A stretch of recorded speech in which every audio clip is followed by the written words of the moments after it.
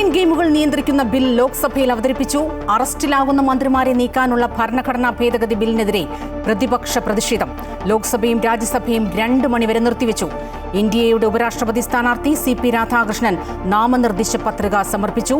ആശയങ്ങൾ തമ്മിലുള്ള പോരാട്ടമെന്ന ഇന്ത്യ സഖ്യം സ്ഥാനാർത്ഥി ജസ്റ്റിസ് B സുദർശൻ റെഡ്ഡി.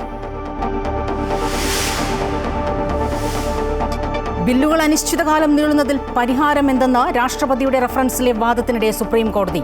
നിയമനിർമ്മാണത്തിന്റെ ഉത്തരവാദിത്തം സർക്കാരിനല്ലേ എന്നും ബില്ലുകൾ ഒപ്പിടുന്നതിൽ ഗവർണർക്ക് വിവേചനാധികാരമുണ്ടോ എന്നും കോടതി.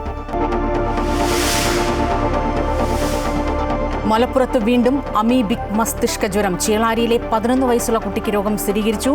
കുട്ടി കോഴിക്കോട് മെഡിക്കൽ കോളേജ് ആശുപത്രിയിൽ ചികിത്സയിൽ. ഡൽഹി മുഖ്യമന്ത്രി രേഖ ഗുപ്തയ്ക്ക് നേരെ ആക്രമണം. പരാതി നൽകാനെത്തിയയാൾ ആക്രോശിച്ചുകൊണ്ട് അടിച്ചുവെന്ന് റിപ്പോർട്ട്. സംഭവം മുഖ്യമന്ത്രിയുടെ വസതിയിൽ ജനസമ്പർക്ക പരിപാടിക്കിടെ. ഗുജറാത്ത് രാജ്കോട്ട് സ്വദേശി കസ്റ്റഡിയിൽ.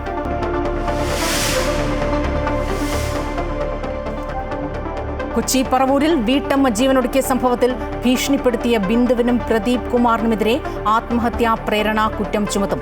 നടപടി ആശയുടെ ആത്മഹത്യാക്കുറിപ്പിന്റെ അടിസ്ഥാനത്തിൽ. ആശയും ബിന്ദുവും തമ്മിലുള്ള പണമിടപാടിൽ ദുരൂഹതയെന്ന് പോലീസ്. കേന്ദ്രം പ്രഖ്യാപിച്ച ആനുകൂല്യങ്ങൾ നടപ്പിലാക്കണമെന്നാവശ്യപ്പെട്ട് NHM ഓഫീസിലേക്ക് ധർണ നടത്തി ആശാവർക്കർമാർ. കേന്ദ്ര നയത്തിനെതിരെ കരിദിനം ആചരിച്ച് അങ്കണവാടി ജീവനക്കാർ.